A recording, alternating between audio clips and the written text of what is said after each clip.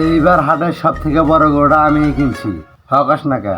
হ্যাঁ পুরা 1 লাখ টাকা দাম। ওস্তাদ, দামটা একটু কমা যায় না? 1,65,000 টাকা দাম, হকাস না কে? হ্যাঁ আহ, গরু দেখলে চুমা দিতে মন চায়, গরুর লাঞ্জা দেখলে জুরুন দিতে মন চায়, আর গোবর হচ্ছে মাখনের মতো। বসের মনে হয় খাইতে মন চাই। তুই অত কথা কষ্ট, সাথে আমার মাথার উপর ধর। চেয়ারম্যান সাহেব, তাহলে আমাকে বিদায় হেরে দেন। তোরে ধরে রাখছে কেরা?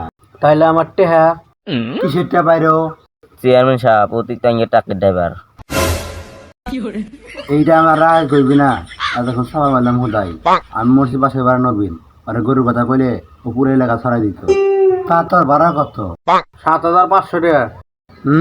7,500 মারাইতে টেহার হবে বাছর কিনে আনছি। পদ্মা সেতু দিল হুন্ডা চলাচল বন্ধ না হইলানি, এরকম বছর আমি হেলমেট পরে হুন্ডা পিছনে বসা নিয়েছিলাম নি। এই সাধ্য কিনা 4,500 দিয়ে দে। সিয়াম ভাই, আপনার কল এসেছে, ফোনটা রিসিভ করুন। কি? চেয়ারম্যান সাহেব কি হয়েছে? আমার কুরবানি গরু চুরি হয়ে গেছে। চেয়ারম্যান সাহেব, এ কথা নতুন হলি ভাই ডাইরেক্ট স্টক করলেন। আরে শালা, চেয়ারম্যান সাহেব ইষ্ট কি হয়েছে?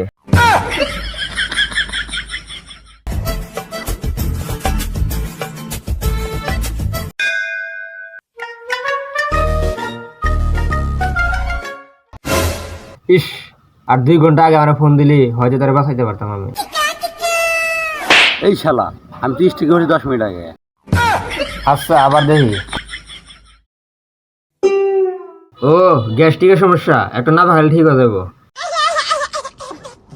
তুমি আবার কান্দকা? আমি তো বেঁচে আছি। আমি কি তো মানে কান্দিতেছি? তুমি বলে থামো ওকে বাদামনি, আমি কান্দিছি আমার গরুর নেগা। এখন এই গরুটা কই পাই? একজনে আছে যে কিনা গরুর সন্ধান দিতে পারবো। কে এসে? ভবিষ্যৎ বাবা, কিন্তু একটা সমস্যা আছে, উনি মুরব্বীদের কাছ নেয় না, যুবকদের কাছ নেয়। সমস্যা নাই, আমি যাবো। কুত্তার খাবার দেয় বিলে খাওয়া, এরই নাম ভবিষ্যৎ দেওয়া। তোর ওই খেতের ভিতর কি করতেছিলি? আর খেতা তো নড়তেছিল গা। বাবা, আমরা তো ক্ষেতের ভিতর চাষাবাদ করতেছিলাম। এই বর্ষাকালে চাষ করে চাষের ফলন পাবি। বর্ষার ফলন তো নাই, সারের ফলন সারা বছরই আছে। কি করবো বাবা, আমাদের পবিত্র ভালোবাসাকে মাইনা নেয় না। পবিত্র ভালোবাসা থাকো।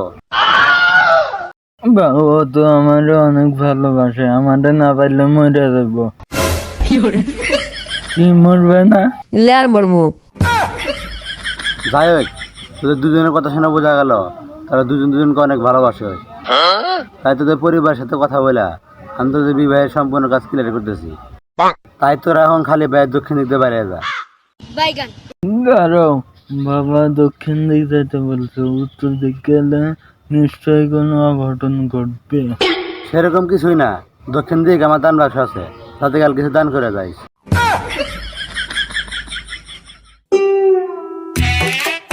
কুত্তার খাবার দেয় বিলে খাওয়া, এরই নাম ভবিষ্যৎ দেওয়া।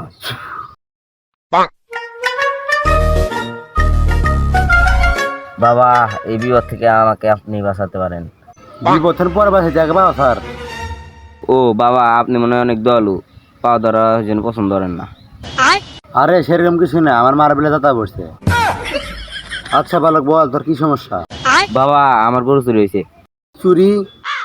অনেক কেস কাহিনি, অনেক ইনভেস্টিং করা লাগবো, এই কাজ তো আমার না। তাইলে কি আর আমি গরু পাম না? সমাধান তো একটু আছেই, কারণ তুই কার কাছে আছিস জানোস না? না আমার নাম কোনদিন শুনস নাই? না, এসকে প্রথম শুনলাম। যাই হোক, আমি তোর ভবিষ্যৎ দেখে নি।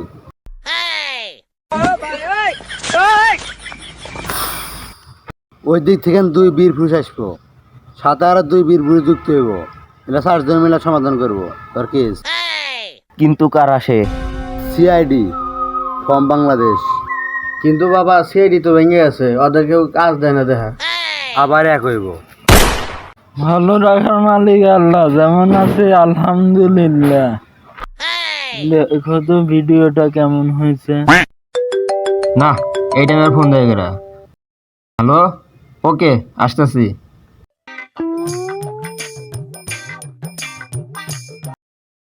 এসিপি স্যার, ফোন দিছিলেন কেন? ফোন দিছি একটাই কারণে। এসিবি স্যার অত বন্ডামি করেন না, ফোন দিছিলেন কেন সেটা বলেন। সিআইডি আবার কেস পাইছে, তাই এটাই সুযোগ সিআইডি ঘুরে দাঁড়ানোর। তাই তোমরা কি সবাই চাও না তোমাদের পূর্ণ লিডার এসিবিরে ফিরে পাইতে? না। এই কেস সমাধান করলে অনেক টাকা পাবো, কারণ বাড়িওয়ালা অনেক মালদার। আচ্ছা ঠিক আছে। তাই আমাদের প্রমাণ করতে হবে যে আমরাই যোগ্য। কি বলো দয়া? ঠিক। চলো সবাই কেসের জন্য রেডি হই।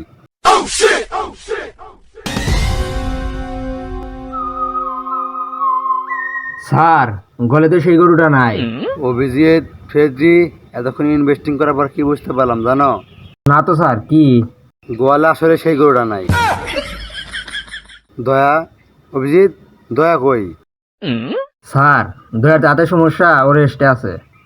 এই কেসটা তো অনেক জটিল হয়ে যাইতেছে, তাই এই কেসটা অনেক দায়িত্বশীলভাবে পালন করতে হবে। দায়িত্বশীল মানুষটা আমি, তাই আমার অনুমতি ছাড়া তোর একটা কাজও করবে না। প্রত্যেকটা ধাপে ধাপে আমার কথা শুনবি, এমনকি আমার অনুমতি ছাড়া তোর এক পা হাঁটপিও না। ওই আমার নিয়ে যা। এই কেসটা এখন সমাধান করি কেমনে? স্যার গলে একটা চিঠি পাইছে, তা আপনাদের দিব মনে নাই। অভিজিৎ এতক্ষণ ইনভেস্টিং করবার কি বুঝতে পারলাম জানো? না তো স্যার, কি? তুমি আমার চিঠিটা দিতে ভুলে গেছিলা।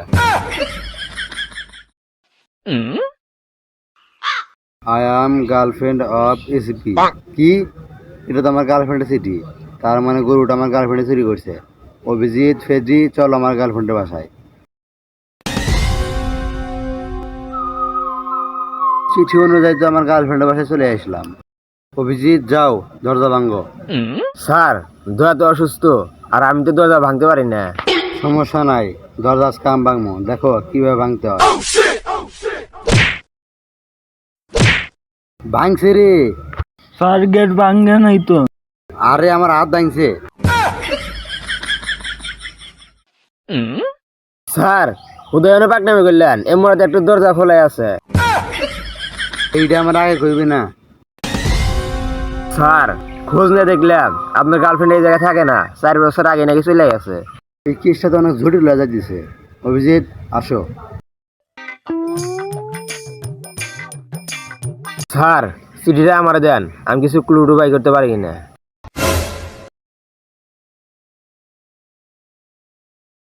স্যার আপনি যেটা বললেন এখান থেকে ওইটা লেখা নাই, এখান থেকে অন্য কিছু লেখা আছে। আরে এতে ইংলিশ লেখা, আর তুই জানোসই আমি একটা জিনিস অনেক দুর্বল, সেটা হলো ইংলিশে। স্যার আপনি শুধু ইংলিশে না, আপনার একটা জায়গায় দুর্বল আছেন, যার কারণে আপনার বিয়ে হয় না। যাই হোক পুরাও না কি লেখা আছে? স্যার আমি তো আল্লাহ ইংলিশে দুর্বল আছি, তাহলে ফেরিক দিয়ে পড়ান। আচ্ছা দে ফেজি, তুমি পড়ে শোনাও। দুঃখিত এসিপি, আমি আপনাদের সাথে যোগাযোগ করতে পারিনি, তাই গোয়াল ঘরে চিঠি রেখে দিলাম। গরুটি পাওয়া গিয়েছে, আপনাদের আর কষ্ট করে খুঁজতে হবে না, ধন্যবাদ। কি? তার মানে গরুটি পাওয়া গিয়েছে? এসিপি কি শুধু শুধু আমাদের খাটাইলো? অভিজিৎ স্যার, এসিপি ধরেন। ফ্রেডি স্যার তো আগে চলে গেছে, মুরুক্ষ এসিবি আবারও কেসের নানিরে খালি ঘর করে চলে গেল। তো হ্যালো গাইস, আসসালামু আলাইকুম। সবাই কেমন আছেন? আশা করি সবাই অনেক ভালো আছেন। তো ভিডিওটি ভালো লাগলে লাইক কমেন্ট শেয়ার করে দেবেন, আর এটা আমাদের নতুন আইডি সাবস্ক্রাইব করে পাশে থাকবেন। আর ভিডিওর ভিতরে অনেক ভুল আছে, সবাই ক্ষমা দৃষ্টিতে দেখবেন। আর ভিডিওর কোন পার্টটা আপনাদের বেশি ভালো লাগছে সেটাও কমেন্টে জানাবেন, আর নেক্সটে কী নিয়ে চাচ্ছেন সেটাও কমেন্টে জানাবেন। আল্লাহ হাফেজ।